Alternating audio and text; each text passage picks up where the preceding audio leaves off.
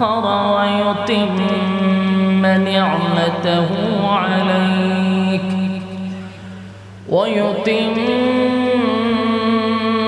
نعمته عليك ويهديك صراطا مستقيما وينصرك الله نصرا عزيزا هو الذي أنزل السكينة في قلوب المؤمنين ليزدادوا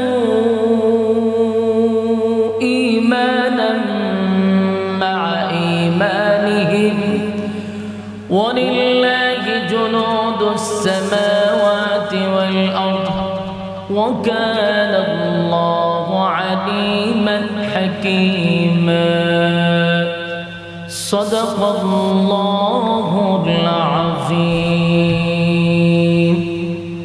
وصدق رسوله النبي الكريم ونحن على ذلك من الشاهدين والشاكرين والحمد لله رب العالمين درود الشريف پڑھیں اللهم صل على محمد وعلى آل محمد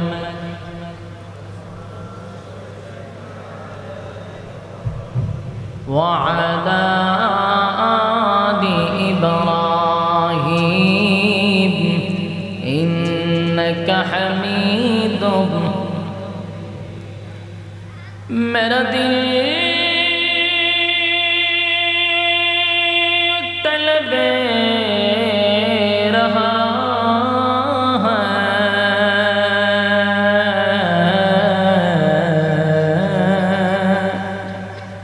میرے جل رہا ہے سینہ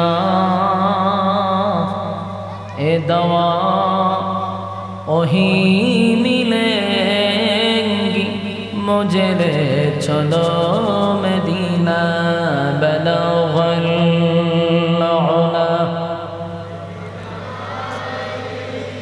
كشفت تجا بجماله حسنت جميع خصاله صلى مدینہ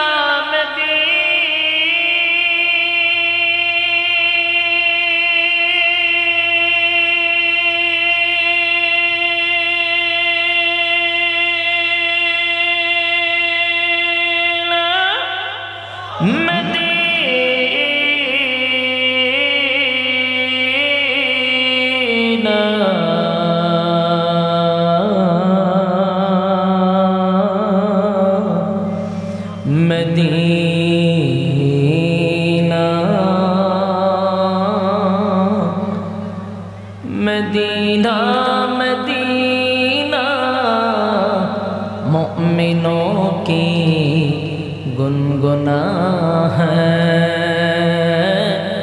دیدار مدینہ عاشقوں کی تمنا ہے بلغ العلا بکمالہ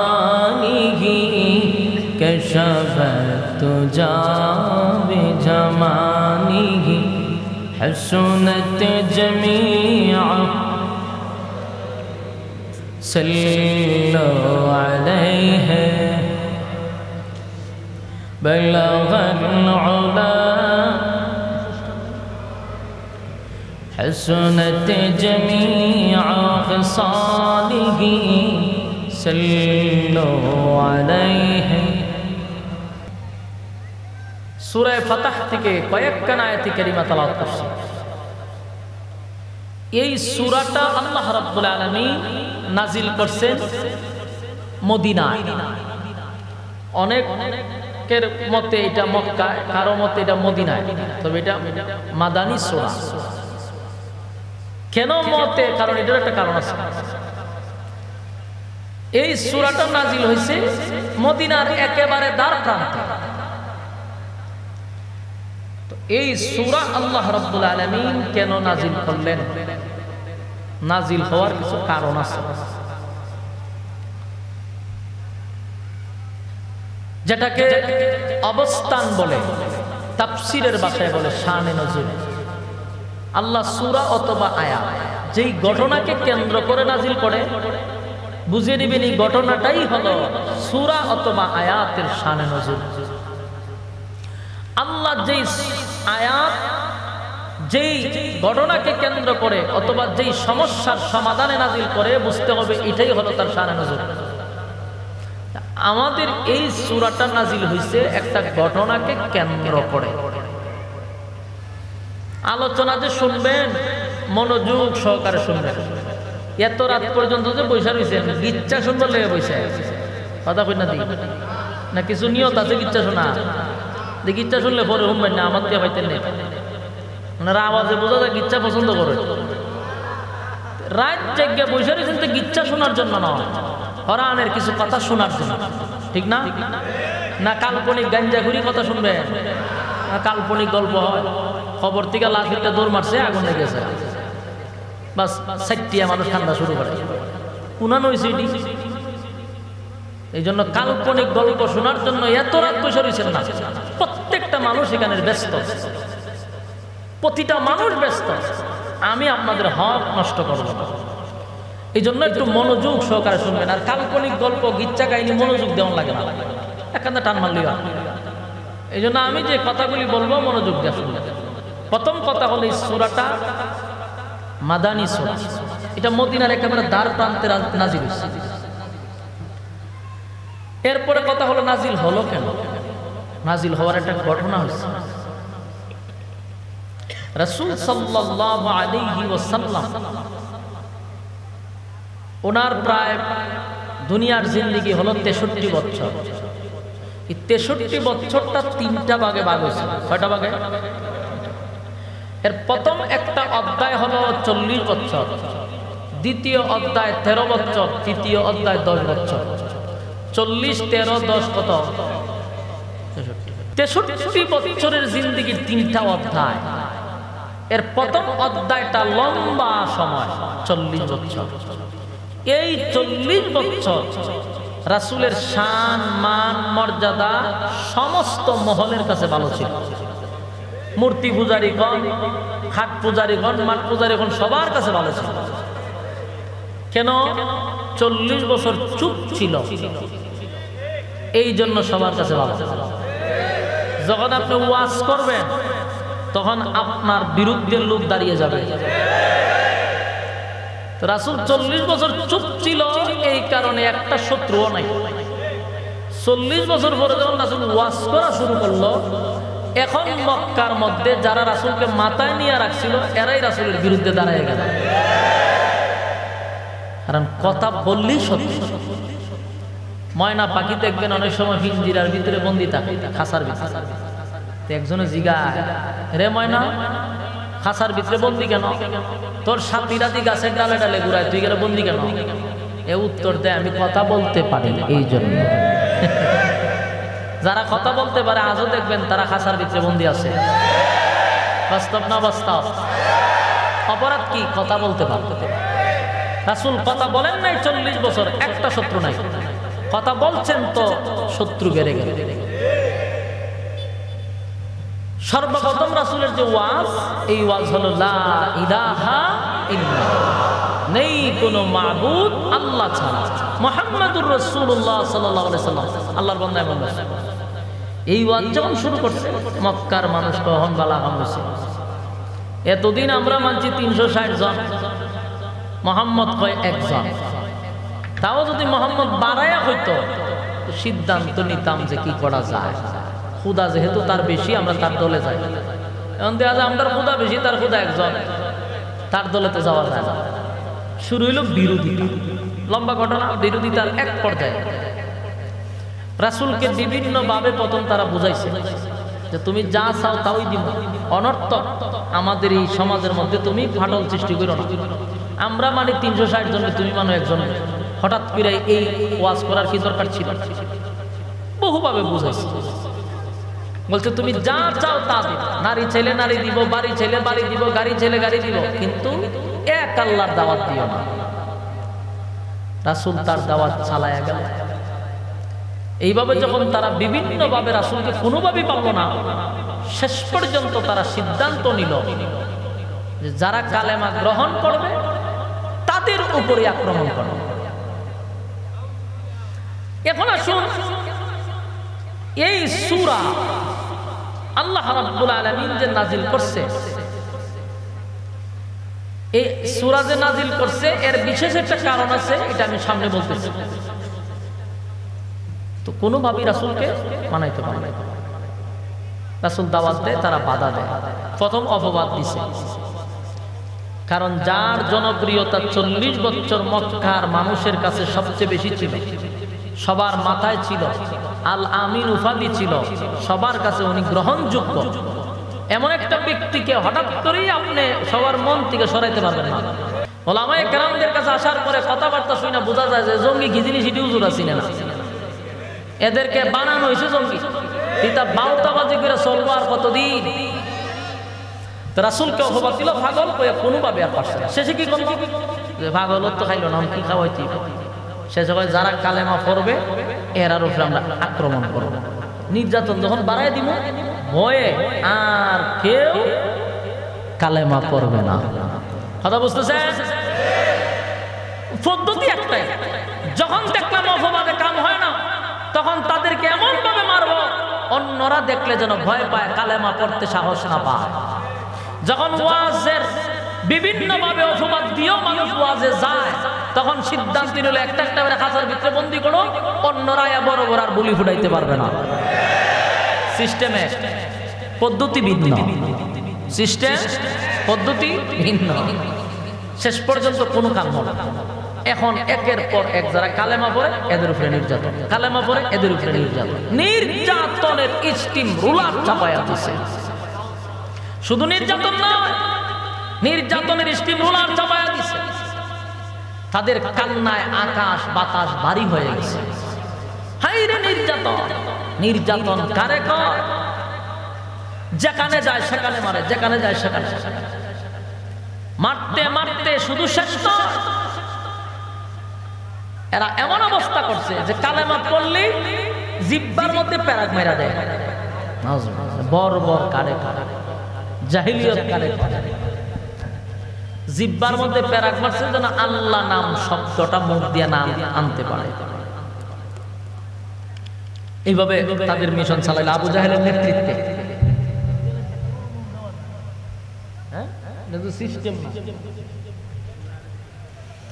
এখন এইভাবে যখন নির্যাতন শুরু করলো, যারে পায় তারে মারে। নির্যাতনের তো একটা সিস্টেম আছে, সিস্টেম নাই। বুকের মধ্যে হাতর রেখে দেয়, তারপরে গলার মধ্যে রশি লাগায় টানে, আর না হয় গুড়ার সঙ্গে দুই পাও দুই দিকে বাইদা গুড়া ছাইরা দেয়, তো মাঝখান দিয়া এইভাবে সিরা যায়। নাউজুবিল্লাহ। ইমান ছেড়ে দিছে, কথা কয় না ইমান। লা ইলাহা ইল্লাল্লাহ মুহাম্মাদুর রাসূলুল্লাহ সাল্লাল্লাহু আলাইহি ওয়াসাল্লাম। লা ইলাহা ইল্লাল্লাহ, নেই কোনো মাবুদ এক আল্লাহ ছাড়া।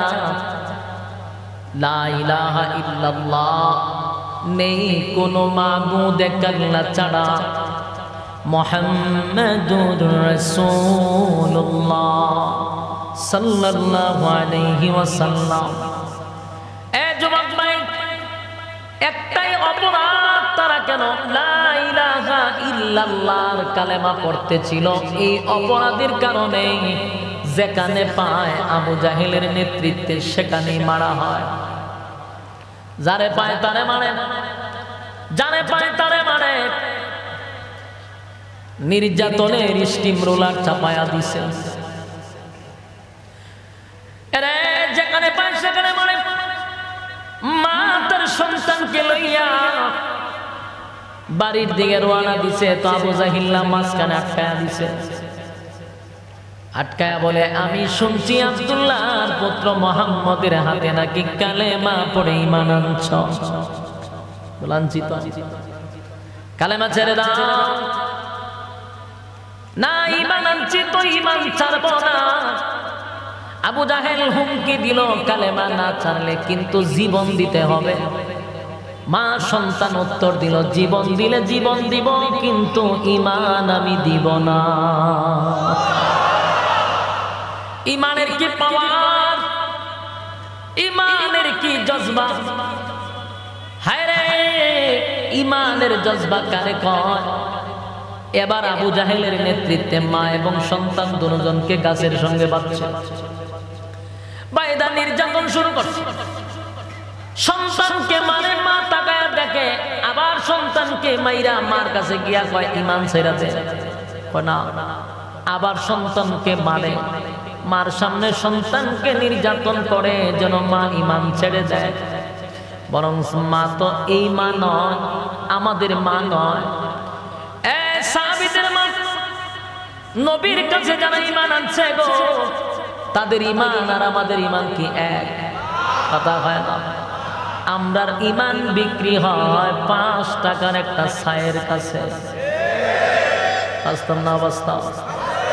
ইলেকশনের সময় পুড হইল একটা, কিন্তু চা খায় মনে 10 প্রার্থীর থেকে, লাঙ্গলের থেকেও খায়, আনারসের থেকেও খায়, মুরুগ মার্কার থেকেও খায়, ছাতা মার্কার থেকেও খায়, একতারা হিরো আলমের থেকেও খায়।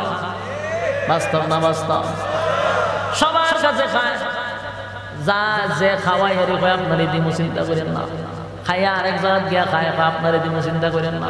খাইতে খাইতে 10 জনের কাছে খাইয়া 10 জন নেই হয় আপনার দিমু।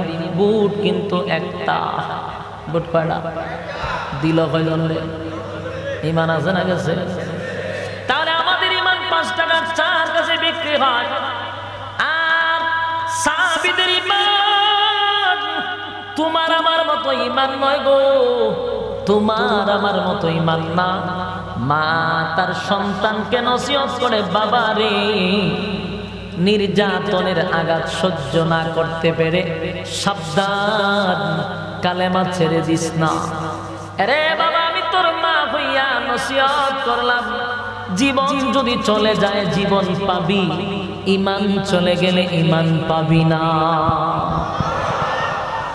ঈমান চলে গেলে ঈমান পাবি কখনো সম্ভব নয়, কিন্তু জীবন চলে গেলে জীবন পাবি। পুনরায় আল্লাহ আবার হাসরের মাঠে দাঁড় করাবে, কিন্তু ঈমান ছাড়বি না। আবু জাহেলের মেজাজ গরম হয়ে গেল, এতবারই কিন্তু কালেমা ছাড়ে না। এবার মহিলাকে গিয়ে আঘাত করতে লাগলো। এই মহিলা সাধারণ কোনো মহিলা নয় গো, ইসলামের প্রথম শহীদ সুমাইয়া রাদিয়াল্লাহু তাআলা আনহা। আবু জাহেল সুমাইয়াকে মারতে লাগলো, এই আঘাতের পর আঘাত করতে লাগলো, কিন্তু সুমাইয়া কালেমা ছাড়ে না। আবু জাহিল্লা রাগান্বিত হইয়া সন্তানের সামনে মাকে উলঙ্গ করলো, নাউজুবিল্লাহ। তারপরও কালেমা ছাড়ে না। বর্ষা হাতে লইয়া লজ্জাস্থানে বর্ষা দিয়া ঘা মারছে, সাথে সাথে সুমাইয়া শাহাদাত বরণ করছে। এই ঈমান ছাড়ছে, কথা হয় না? এই ঈমান ছাড়ে না, ঈমান ছাড়ে না। এইভাবে চতুর্দিক দিয়ে আবু জাহেলের নেতৃত্বে নির্যাতনের স্টিম রোলার চালায়া দিছে রে, কাউরে বাদ রাখে না।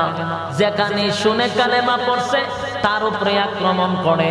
তারা সবাই কালেমা পড়ছে, একই তো হলো গোলাম কৃতদাস, তার উপরে গিয়ে হামলা শুরু করছে। এমন ভাবে হামলা শুরু করলো, জিব্বার মধ্যে পেরাক মারলো, বুকে পাথর দিল। এরপর বেলাল কালেমা ছাড়ে না। আরেকজন সাহাবী হলো খাব্বাব রাদিয়াল্লাহু তাআলা আনহু, ওনাকে গরম শীত গরম করিয়া শরীরের মধ্যে লাগায়া দিতে লাগলো। লোহা গরম করে লাল করে শরীরের মধ্যে সেক দিছে। নাউজুবিল্লাহ, বাড়ি গিয়া কইবে, এ যুবক ভাই,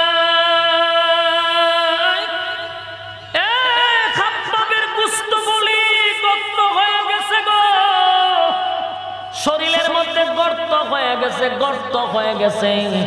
এইভাবে যখন নির্যাতনের স্টিম রোলার চাপায়া দিল, নির্যাতনের স্টিম রোলার চাপায়া দিল, চতুর্দিক দিয়া খালি মুসলমানদের উপরে নির্যাতন, একের পর এক নির্যাতন, একের পর এক নির্যাতন, একের পর এক নির্যাতন। সাহাবায়ে কেরামদেরকে তো মারি এখানেই শেষ নয়, এবার দেখে সাহাবায়ে কেরামদেরকে মারলেও ঈমান ছাড়ে না। তারা সিদ্ধান্ত নিল কালেমার দাওয়াত তো বন্ধ হয় না। তাই আল্লাহর হাবিব বাজারের ভিতরে ঢুকছে দ্বীনের দাওয়াত দেওয়ার জন্য। আবু জাহেলের নেতৃত্বে আল্লাহর পয়গম্বরের গলার মধ্যে গামছা লাগাইয়া অলিতে গলিতে টানতে লাগলো। জোরে কন্যা নাউযুবিল্লাহ। আরে যুবক ভাই, এ হাবিবে কিবরিয়া, যার শরীরের মধ্যে একটা মশা বসে না, সেই পয়গম্বরের গলার মধ্যে গামছা লাগাইয়া মরুভূমির অলিতে গলিতে টেনে নিয়ে যায়। আল্লাহর হাবিবের উপরে এমন নির্যাতন শুরু হইল, তারা আমার নবীরও ছাড় দেয় নাই, নবীরও ছাড় দেয় নাই। সেজদাতে গেলে নারী বুড়ি নবীর শরীরে রেখে দেয়, এমন ভাবে নির্যাতন করতে লাগলো। হাবিবে কিবরিয়া দিনের দাওয়াত দেওয়া বন্ধ করে নাই, মারি খাইতেছেন, দিনের দাওয়াত দেওয়া বন্ধ করে নাই। তাদের নির্যাতনের আঘাতে আঘাতে জখম হয়ে গেল। একটা পর্যায়ে সিদ্ধান্ত নিল এখানকার অবস্থা যেহেতু ভয়াবহ, যাই একটু গিয়া তায়েফের ময়দানে দাওয়াত দিয়ে আসি। বুক ভরা আশা লইয়া, দিল ভরা মহব্বত লইয়া হাবিবে কিবরিয়া গেল তায়েফের ময়দানে দাওয়াত দেওয়ার জন্য। সেখানে গিয়াও আল্লাহর নবী দাওয়াত দিতে গিয়া মার খাইছে। বেঈমানের বাচ্চাগুলি নবীরে বৃষ্টির মতো তীর মারতে লাগলো, বৃষ্টির মতো ঢিল মারতে লাগলো। আঘাতে আঘাতে নবীর শরীরটা কত বিক্ষত হয়ে গেছে। আল্লাহর নবী সেখান থেকে রক্ত মাখা শরীর লইয়া আবার তো মক্কায় ফিরে আসলো। একটা দুইটা দিন নয় গো, এইভাবে নির্যাতন সহ্য করছে প্রায় 13 বছর। কত বছর? এইভাবে নির্যাতন সহ্য করছে 13 বছর। দিনের দাওয়াত দেওয়া ছেড়ে দিছে, কথা বলনা, দিনের দাওয়াত দেওয়া ছেড়ে দেয় নাই। এ মুসলমান, এখনো কিন্তু আমরা মাইর খাই নাই, এখনো দাওয়াত দিতে গিয়ে আমাদের উপরে হামলা হয় না, এখনো দাওয়াত দিতে গিয়ে আমরা মাইর খাই নাই। তাহলে রাসূল যেহেতু দিনের দাওয়াত দিতে গিয়ে রক্ত জড়াইছে, বুঝতে হবে দাওয়াত দিতে গিয়া শুধু মিষ্টি খাওয়াইব এমন নয়, দাওয়াত দিতে গিয়া বাধা আসবেই। এবার গোটা মক্কা নগরীতে 13 বছর নির্যাতন, 13 বছর নির্যাতন, 13 বছর নির্যাতনের একটা পর্যায়ে আল্লাহর পক্ষ থেকে নবীর কাছে ঘোষণা আসলো, বন্ধু 13টা বছর আপনি নির্যাতন সহ্য করলেন, আমি আল্লাহর হুকুমে। কার হুকুমে? 13 বছরের ভিতরে একটা দিনও রাসূল প্রতিবাদ করে নাই। খুব ইয়াদ রাখবেন, 3টা অধ্যায় ইয়াদ রাখবেন। 13 বছর শুধু নির্যাতন সহ্য করছে। বলুন, উত্তর দিছে? কথা কই না দি? প্রতিবাদ করছে, চোখ রাঙাইছে। সিস্টেম দেখেন, ইসলামের সিস্টেম একটু শুনেন খালি। 13 বছর একসাথিয়া বিনা কারণে একচাটিয়া রাসূলদের অনুসারী, রাসূলের অনুসারী সহ রাসূলকে সহ তারা একচাটিয়া মারধর করছে, একটা প্রতিবাদ রাসূল করে নাই। আল্লাহ ডাক দিয়ে বলে, হাবিব 13 বছর আপনি নির্যাতন সহ্য করছেন, আমি আল্লাহর হুকুমে, আমি আল্লাহর অর্ডারে। প্রতিবাদ করেন নাই, প্রতিবাদ করেন নাই। নবী গো, আর সহ্য করার দরকার নাই, বহু নির্যাতিত হইছে। আমি আল্লাহ এবার আপনারে অর্ডার দিলাম, মক্কা ছেড়ে আপনি মদিনায় চলে যান। 13 বছর নির্যাতনের পরে আল্লাহর হুকুমে এবার রাসূল হিজরত করে মদিনার দিকে রওনা দিছে রে। মদিনার সফরটা নবীর আনন্দের সফর ছিল না। মার দেখ, বাবার দেখ, দাদার দেখ, খানায় কাবাকে রেখে নবী মদিনায় যেতে চায় না। মনের মধ্যে অনেক কষ্ট। হায়রে কাবা, তোর দিকে তাকাইয়া আমি ইবাদত করছি, আমি সেজদা দিছি আমার মালিক রে। আজকে আমি খাবার ছেড়ে মদিনায় যাইতেছি, মনটা নবীর মানতে ছিল না। তাই রাত্রের বেলা হঠাৎ করে নবী চিন্তা করলো মদিনায় চলে যাব। 2টা রাকাত নামাজ যদি একবার আমি কাবার ভিতরে পইরা বাইর হইতে পারতাম। যার কাছে চাবি ছিল তার কাছে রাত্রে নবী লুকাইয়া তার কাছে গেছে, গিয়া কো ভাই আমি জানি আপনার কাছে খানায় কাবার চাবিটা আপনার কাছে আছে, একটু দেন না, আমি খানায় কাবার ভিতরে 2টা রাকাত নামাজ পড়ব।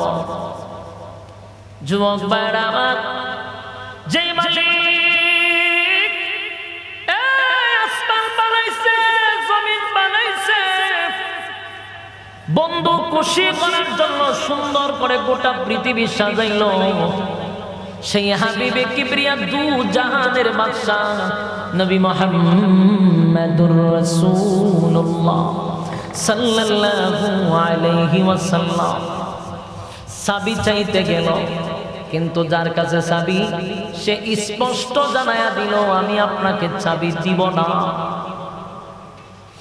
আল্লাহর নবী বলেন একবারের জন্য চাবিটা দাও, শুধু নামাজ পড়ব রে, আবার তোমার হাতে চাবিটা দিয়া দিব। যার হাতে চাবি সে বলে আমার দেওয়ার অনুমতি নাই, তোমাকে চাবি দেওয়ার নিষেধ আছে, আমি তোমাকে চাবি দিতে পারবো না। নবী বারবার তার কাছে আবদার করার কারণে ওই লোকটা আমার নবীকে একটা ধাক্কা মেরে ফালায়া দিছে। আরে যুবক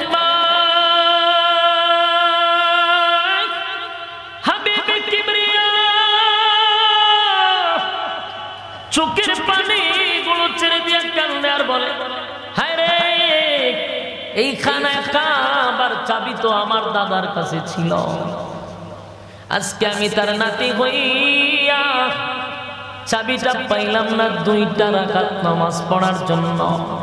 নবীর চোখ বেয়ে বেয়ে পানি পড়ে, কিন্তু নবী দাঁড়ায়া বলে শুনে না, আজকে তোর হাতে চাবি আমারে দিলি না, বেশি দিন নয়, বেশি দিন নয়, একটা দিন আমার হাতে চাবি থাকবে, আমি নবীর হাতে চাবি থাকবে, ওই দিন বেশি দূরে নয়, সেদিন তোরা আমার হাতে চাবি দেওয়ার জন্য পাগল পাগল পাগল হয়ে যাবি, আমার কাছে চাবি দেওয়ার জন্য পাগল হবি, কিন্তু আজকে দিলি না, মনের মধ্যে বড় কষ্ট রে, 2টা রাকাত নামাজ পড়ে যাইতে পারলাম না। বুক ভরা বেদনা লইয়া হাবিবে কিবরিয়া আবু বকর সিদ্দিক রাদিয়াল্লাহু তাআলা আনহুকে লইয়া মদিনার দিকে রওনা দিল। মদিনায় চলে গেল নবীজি। মদিনায় যাওয়ার পরে মদিনার মানুষ আল্লাহ নবীরে পাইয়া বড় আনন্দিত, মদিনার মানুষ বড় খুশি, মদিনার মানুষ নবীকে এত আনন্দিত করলো, নবীজি আনন্দের চোটে চোখ দিয়া পানি চলে আসছে। মদিনার মানুষ জিগায় নবী গো কেন কান্দে, আমরা তো আপনার জন্য সব করতে রাজি। বলে আমি কান্দি জন্য মক্কায় আমার জন্য 40 বছর থাকলাম, তারা আমার মাথায় নিয়ে ঘুরছে, কিন্তু আজকে আমি মক্কা ছেড়ে মদিনা আসতে বাধ্য হয়েছি। এরে মদিনার মানুষ, আজকে আমাদের তোমরা মহব্বত করে আদর করে মদিনায় ঢুকতে দিছ, বলো না কোন সময় কি আবার আমাদেরকে বাহির করে দিবা? মদিনার মানুষ বলে নবী গো আপনার ডানে বামে সব সময় আমরা আপনার পাশে থাকবো, আমরা মক্কার মতো নয়, আমরা আপনার জন্য জীবন দিতে প্রস্তুত। লম্বা ঘটনা। মদিনায় নবী আসার পরে একটা বছর হইল না, একটা বছর হইল না মদিনায় যখন আসছে, আসার পরে মদিনার মানুষগুলি যারা মক্কা থেকে গেছে, হিজরত করে যারা গেছে, এই মুহাজির সাহাবায়ে কেরাম যারা ছিল, মদিনার আনসার সাহাবীরা, তাদের দুইটা বউ থাকলে একটা তালাক দিয়ে আরেকটা মক্কার হিজরতরত সাহাবীদেরকে দিয়া দিছে। সুবহানাল্লাহ।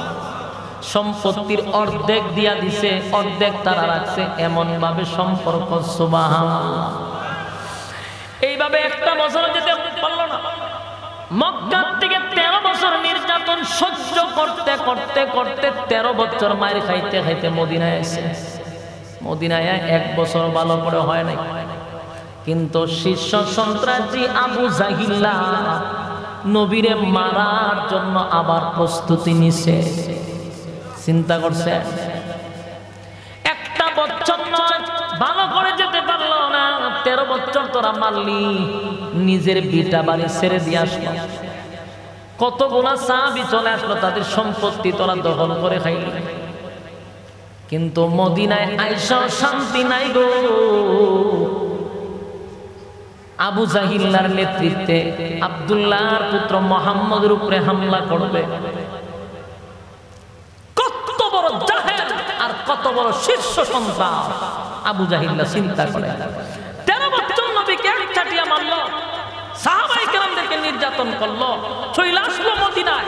এরপর আবু জাহিল্লা কয় আবার মদিনায় গিয়ে হামলা করব, মুহাম্মদকে সেখানেই শেষ করে দিব না। নাউযুবিল্লাহ। 1000 কয় হাজার, 1000 বাহিনী, আবু জাহেল 1000 বাহিনী নিয়ে অস্ত্র সহ 1000 বাহিনী নিয়ে আবু জাহেলের নেতৃত্বে মক্কা থেকে মদিনায় আসে যুদ্ধ করবার জন্য। ইসলামের প্রথম যুদ্ধের নাম কি? বদরের যুদ্ধ। প্রথম যুদ্ধের নাম কি? বদর। ইসলামের প্রথম যুদ্ধ। চিন্তা করেন, এই সংবাদ আসছে রাসূলের কানে। হুজুর যে আপনি সিস্টেম চিনে না, কিচ্ছু না। 1000 অস্ত্র সহ বাহিনী সহ রাসূলের উপরে হামলা করার জন্য এই আবু জাহেলের নেতৃত্বে মক্কা থেকে মদিনায় আসছে। রাসূলের কানে গেছে যে আবু জাহেল 1000 সৈন্য নিয়ে আইতেছে অস্ত্র সহ। এই কথা শোনার পরে রাসূল ভেঙে গেছে, মন ঘাবড়ায় বসে গেছে। কি কর, 13 বছর মারলো, আমরা একটা প্রতিবাদও করলাম, একটা ঢিলও দিলাম, চোখও রাঙাইলাম। মক্কা থেকে হিজরত করে মদিনায় আসছি, মা বাবা বাড়ি ঘর সব ছেড়ে দিয়ে এখানে আসছি, এখন আবার এখানে মারতাইতেছে। বলে হ, আল্লাহর রাসূলের চোখ দিয়ে পানি বাইরে শুরু হয়েছে। রাসূল তো চিন্তা করে গিয়া সাহাবীদের জন্য। আল্লাহর নবী বলেন যে আমার সাহাবীরা একটা বছরই চাইছে। আগে যে মায়ের খাইছেন মক্কা, এই মায়ের দাগ এখনো রয়েছে, কতগুলো এখনো রয়ে গেছে। অনেক সাহাবীর মায়ের দাগ এখনো মিটে নাই, শরীরে ভালো করে কাপড়ও নাই, অস্ত্র থাকবে দূরের কথা। 1000 আর নবীর সাহাবী সব মিললে হইল 300 জন, 313 জন। কথা বুঝতেছেন আমার? ইতিহাস শুনেন। এখন 1000 রাসূলের 313 জন, এর মধ্যে অনেকের শরীরে অনেক আঘাতের চিহ্ন, দুর্বল, কাপড় নাই, যুদ্ধের পোশাকই নাই, অস্ত্র নাই। এখন এই কথা শোনার পরে আল্লাহর রাসূল বলতেছেন, আহারে এখন আমি কি করি? আমার সাহাবীদের এই করুণ অবস্থায় আমি তাদেরকে যুদ্ধের ময়দানের জন্য কিভাবে ফিট করি? আল্লাহর নবী যখন কান্না শুরু করে দিল, সাহাবায়ে কেরামরা বলেন, হাবিব কেন কান্দেন, কেন কান্দেন? বলে সাহাবীরা রে, মক্কায় 13 বছর মারছে, আমার কলিজার টুকরা সাহাবীদের শরীরের গত এখনো শুকায় নাই। ওই দেখ আবু জাহেলের নেতৃত্বে 313 জনের বিপক্ষে তারা যুদ্ধ করবে 1000 অস্ত্র সহ।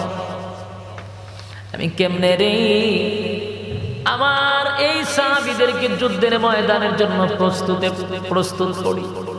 হযরত ওমর বলেন, নবী গো আপনি শুধু আমাদেরকে সাহস দেন, আপনি শুধু বলেন আমরা তৈরি আছি, একবার শুধু অর্ডার দেন। এবার আল্লাহর হাবিব চোখ দিয়ে পানি চাপতেছিল। জিবরাইল আলাইহিস সালাতু ওয়াস সালাম আয়েশা বলেন, হাবিব, আল্লাহ নিজেই ঘোষণা দিয়েছে যুদ্ধের ময়দানে যাওয়ার জন্য। জিবরাইল বলছে আপনি প্রস্তুতি নেন। এই কথা বলে জিবরাইল চলে গেল। নবীজি কান্না শুরু করে দিল, হায় রে, আমার 313 জন সাহাবী, কিন্তু 313টা তরবারি নাই, কেমনে যুদ্ধ করব? আল্লাহর হাবিব চোখ বেয়ে বেয়ে পানি বলেন। আর নবীজি এক পর্যায়ে দুইটা হাত এইভাবে আল্লাহর নবী বাড়াইছে, বাড়াইয়া নবী কাঁদতে কাঁদতে হাত উপরের দিকে তুলে বলেছে, এমন ভাবে কান্না শুরু করছে। কান্দে আর বলে, নবী গো, সাহাবীরা বলে আপনি কেন কাঁদেন? আল্লাহর নবী কাঁদতে কাঁদতে বলেন, মাবুদ, 13টা বছর মায়ের খাইছি, প্রতিবাদ করি নাই তোমার নির্দেশ। মদিনায় তো আমি আসি নাই, তুমি নির্দেশ দিছ আসছি। এখন আমার অসংখ্য সাহাবীরা অসুস্থ, শরীরে ভালো করে কাপড়ই নাই, পোশাক নাই, গুড়া নাই, অস্ত্র নাই, কেমনে গো যুদ্ধের ময়দানে গিয়া যুদ্ধ করবে? আল্লাহ, এই যুদ্ধে যদি আমার সাহাবায়ে কেরামরা শাহাদাত বরণ করে, তাহলে তোমার জমিনে আর আল্লাহ বলনেওয়ালা কেউ থাকবে না। নবীজির গাল বেয়ে বেয়ে পানি পড়ে, ডাক দিয়ে বলেন, মালিক, আমার সাহাবীদের প্রতি তোমার মায়া দয়া বাড়ায়া দাও। যদি তোমার জমিনে তোমার দ্বীন ইসলাম টিকায় রাখতে চাও, আল্লাহ তোমার নাম বলনেওয়ালা যদি কাউকে রাখতে চাও, তাহলে এই যুদ্ধের ময়দানে তুমি আমাকে সাহায্য করো। আর না হয় এই সাহাবীরা যদি শাহাদাত বরণ করে, আমার 13 বছরের সাধনায় মাত্র 313 জন মদিনা এবং মক্কায় মিলাইয়া আমি তাদেরকে তৈরি করছি। আল্লাহ, এখন যদি তারা শাহাদাত বরণ করে গো, এই জমিনে আল্লাহ বলনেওয়ালা কেউ থাকবে না। আল্লাহ নবী কানে বলে, মালিক, তোমার দিন জিন্দা করার জন্য, তোমার নাম বলনেওয়ালার জন্য অন্ততপক্ষে যুদ্ধের ময়দানে আমাদেরকে বিজয় দান করো।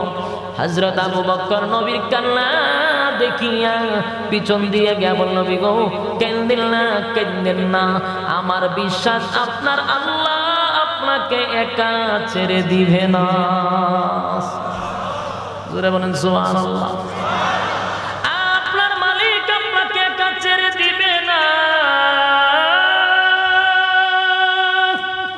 আমাদের বিশ্বাস আল্লাহ আপনাকে একা ছেড়ে দিবে না, একা ছেড়ে দিবে না। নবীজি কান্দে, নবীজি কান্না শুরু করছে, কেমনে রে যুদ্ধের ময়দানে যাব? এবার জিবরাইল আলাইহিস সালাতু ওয়াস সালাম কে আল্লাহ পাঠায়া দিছে। আল্লাহ ডাক দিয়া বলে, আমার বন্ধু কান্দে, আমি বরদাস্ত করতে পারি না। আমার বন্ধু কান্দে, আমার বন্ধুকে সান্ত্বনা দে। জিবরাইল এবার নবীর কাছে এসে বলে, নবী গো, কেন কান্দে? জিবরাইল, আমি কান্দি আমার সাহাবীদের জন্য। আমি যদি আমার যুদ্ধের ময়দানে গিয়ে আমার সাহাবীরা শাহাদাত বরণ করে, আমি চিন্তায় পড়ে গেছি, আল্লাহর জমিনে কে আল্লাহ বলে ডাক দিবে? কেউ নাই। তাই আমার দিন টিকায় রাখার জন্য, আল্লাহ বলনেওয়ালা রাখার জন্য এই যুদ্ধে আমার মালিক আমার সাহায্য করতে হবে। জিবরাইল বলে, নবী গো, 13 বছর মক্কা নগরীতে মার খাইছেন, আপনার ব্যক্তিগত মতামত নয়, ব্যক্তির স্বার্থে নয়, আল্লাহর হুকুমেই মার খাইছেন। কত বছর? আপনাকে প্রতিবাদ করার কথা আমার আল্লাহ নিষেধ করছে, প্রতিবাদ করা যাবে না, এক সাইডটা মার খাইতে থাকে। এবার আল্লাহর হুকুমেই মদিনায় আসছেন। মদিনায় আইসা 1টা বছর হইল না, গায়ে ফাড়া দিয়ে আবার তারা ঝগড়া করতে চায়। এটা গায়ে ফাড়া দিয়ে হইল না, কথা হয় না? দেশ ছাইরা চলে আসলো মদিনায়, আর এক জায়গায় আশ্রয় নিছে। এইখানে তুমি যুদ্ধ করতে চাও, তাহলে গায়ে ভাড়া দিয়ে যুদ্ধ করতে চাও, ঠিক না? স্পষ্ট শুনে রাখেন, এই কথাগুলি মন করা নয়। কেউ যদি গায়ে ভাড়া দিয়ে ঝগড়া করতে চায়, তারা আবার ছেড়ে দিলে হবে না।